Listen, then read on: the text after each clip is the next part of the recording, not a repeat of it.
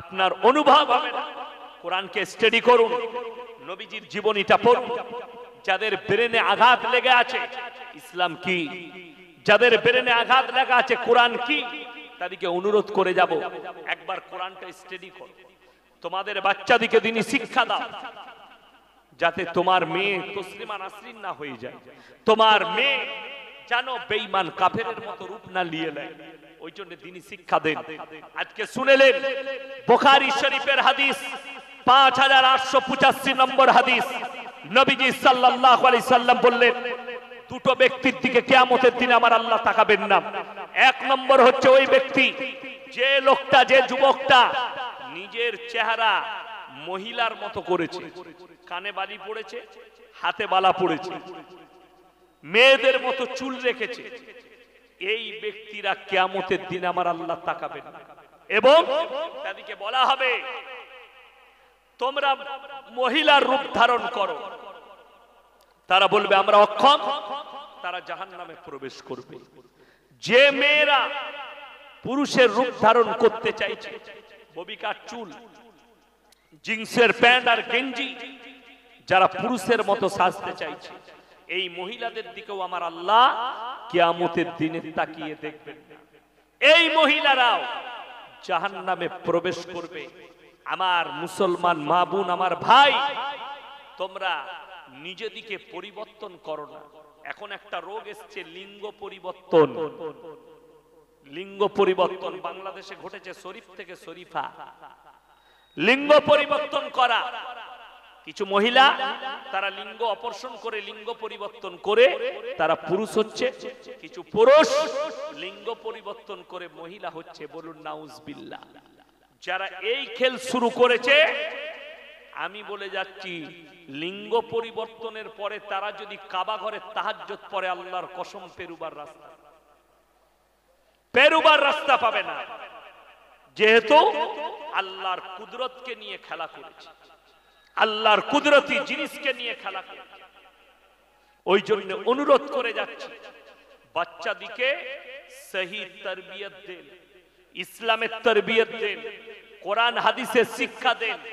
আপনার ছেলে ডাক্তার হোক, প্রফেসর হোক, ইঞ্জিনিয়ার হোক, আইপিএস হোক, দরকার আছে আমাদের ছেলেদের শিক্ষিত হওয়ার, ডাক্তার হওয়ার, আইপিএস হওয়ার। কিন্তু মাথায় রাখবেন, তার মধ্যে যেন দিন থাকে, তার মধ্যে যেন দিনই শিক্ষা থাকে, তবে হবে। তা না হলে বেঈমান কাফের যেন তৈরি না হয়ে যায়, আল্লাহ বিরোধী যেন না তৈরি হয়ে যায়। বড় বিপদে পড়ে যাবেন বাপ মা, তার পরিবার বিপদে পড়বে। বহু পরিবার এখন বিপদে আছে। এই ভারতে সমকামিতাকে জায়েজ করার দিয়েছে সুপ্রিম কোর্ট।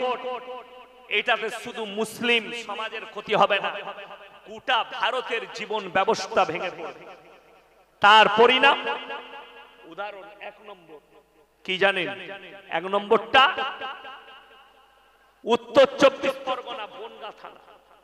দুটো মহিলা কোন মন্দিরে গিয়ে তারা বিবাহ করেছে, নিজেদের নাউজুবিল্লাহ বলে বিবাহ করেছে। তারা কিন্তু হিন্দু, দুটোই পরিবার হিন্দু পরিবারের। তারা মন্দিরে গিয়ে তারা বলেছে আমরা সমকামী, আমরা একে অপরকে বিয়ে করেছি। এই সমকামীর কারণে যারা মুসলিম যুবক যুবতী আছেন, যাদের ব্রেনে একটু আধটু ঘুরছে যে আমরাও সমকামী হলে কেমন হব, তাদেরকে অনুরোধ করে যাচ্ছে এই পাপ থেকে তওবা তিল্লা করো। কেন? এই পাপের কারণে একটা পুরো জাতিকে আল্লাহ ধ্বংস করেছেন, সেটা লূত নবীর কওম। কোরআনে লাকির টানা হয়ে গেছে। আল্লাহ জাহান্নামী ঘোষণা করে দিয়েছেন তার বিবিকে। কাকে? লূত নবীর বিবিকে লাকির টেনে দিয়েছে। লূত নবীর বিবি জাহান্নামে যাবে, আর ফিরবে না।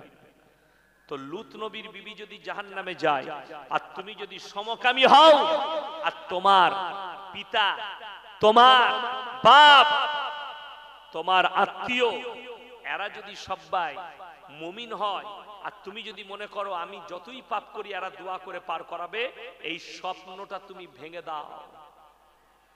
নবীরা যখন নিজের বিবিকে পার করাতে পারবে না, তো তুমি কোন ক্ষেতের মুলি যে তোমার বাপ তাহাজ্জুদ পড়ে তোমাকে পার করিয়ে দিবে?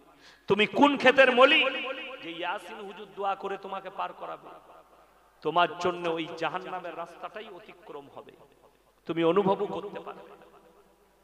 ওই জন্য অনুরোধ করে যাবে যে সন্তানকে সুশিক্ষা দেন, কুশিক্ষা নয়। আপনার ছেলে কোথায় উঠা বসা করছে এটাও নজর আপনাকে রাখতে হবে। টাসের আড্ডায়, না মদের আড্ডায়, না গাঁজার আড্ডায়, না নোংরা জায়গায়, এটা আপনারা খোঁজ রাখেন। ছেলেকে সালাহ দেন, ভাই বাবা যেখানে উঠবি নামাজিদের কাছে উঠা বসা করবি, ইমানদারদের কাছে উঠা বসা করবি। একটা ছেলে সে যদি নামাজিদের পাশে উঠা বসা করে, একদিন গিয়ে সেই ছেলেটা নামাজি হয়ে যাবে, একদিন গিয়ে সেই ছেলেটা নামাজি হবে, সেই ছেলেটা মুমিন হয়ে যাবে। আর কোন ছেলে সে যদি এক মাস মাতালদের পাতে উঠা বসা করে, সে মাতাল হবে। কেন? সঙ্গ দোষে লোহা ভাসে, ইসলামে আছে সঙ্গ দোষে লোহা ভাসে। আমার ড্রাইভারকে গিয়ে দেখুন, আমার থেকে বড় বড় দাড়ি, ছেলেটা লরি চালাতো, ট্রাক, হাতে বালা ছিল। আমার গাড়িতে যেদিন প্রথম চাপে, এখন 7 বছর চলছে, 6 বছর আগে আমার গাড়িতে যখন স্টাইরিং এ বসে, হাতে বালা ছিল, এক হাতে সুতো ছিল, চুলের ডিজাইন আলাদা ছিল, জিন্সের প্যান্ট গেঞ্জি ছিল। বিসমিল্লাহ। 1 বছর পরে আমি তাকে কোনোদিন দাওয়াত দিইনি। কেন দিইনি? ইসলাম শুনেলে সঙ্গ যদি ভালো হয় মানুষ ভালো হয়ে যায়, তাকে আমি জীবনে দাওয়াত দিইনি। হঠাৎ করে সে একদিন দেখা গেল পাঞ্জাবি আর আমার মতো লুঙ্গি পরে এসেছে, হুজুর ওইগুলো আর পড়বো না, এইগুলোই পড়বো, আলহামদুলিল্লাহ, আর দাড়ি কাটবো না, দাড়ি রেখে দিল। হাতের বালা চলে গেল, সুতো চলে গেল, গুটকা শেষ হয়ে গেল, খেলো না, সব ত্যাগ, নামাজি হয়ে গেল, টুপি দাড়িওয়ালা হলো। আমি অনেক দিন আগে, তখন মানুষ অতটা আমাকে চিনতো না, আমি পুরুলিয়া ডিস্ট্রিক্টে এক জায়গায় জলসায় গিয়েছিলাম। তো গাড়ি থেকে নেমে হেঁটে যাচ্ছি, তো তাদের যে লোকটা নিতে এসছে আমাদেরকে গাড়ি থেকে, সে কিন্তু আমাকে কেয়ার করছে না, আমার ড্রাইভারকে বলছে আইয়ে হযরত চলিয়ে, তোকেই নিয়ে যাচ্ছে। আমি বললাম চুপ করে থাক, তোকেই ইজ্জত করু। তো ওকে আবার উজুর পানি দিচ্ছে, হযরত উজু কা পানি লিজিয়ে। আমি কল টিপে উজু করছি, ওকে পানি দিচ্ছি, কি বুঝলে? তো উজু করলো, নামাজ আমরা পড়লাম, নাস্তা, শালা ভালো গুলো দেখছি ওর দিকে বাড়িয়ে দিচ্ছে, ও তো ওকেই হুজুর মনে করেছে। আমরা চলু। তারপরে যখন স্টেজে যাবার ডাক পড়েছে, যখন আমি যাচ্ছি, তখন বলছে হযরত গলতি हो गया। हमने गलती कोई बात नहीं, ये तो अल्लाह का कुदरत है, ये उलमाओं का बरकत है, ये दाढ़िया टोपी का बरकत है, ये कोई गलत बात नहीं है। हम तो खुश हुए, हमारा दिल भी खुश हो गया, क्योंकि आलिमों को इज्जत करना ये पता चल गया, लोग टोपी और दाढ़ी को इज्जत करते हैं।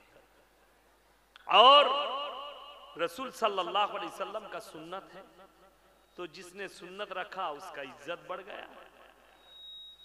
दाढ़ी रख इज्जत बेड़े जाए।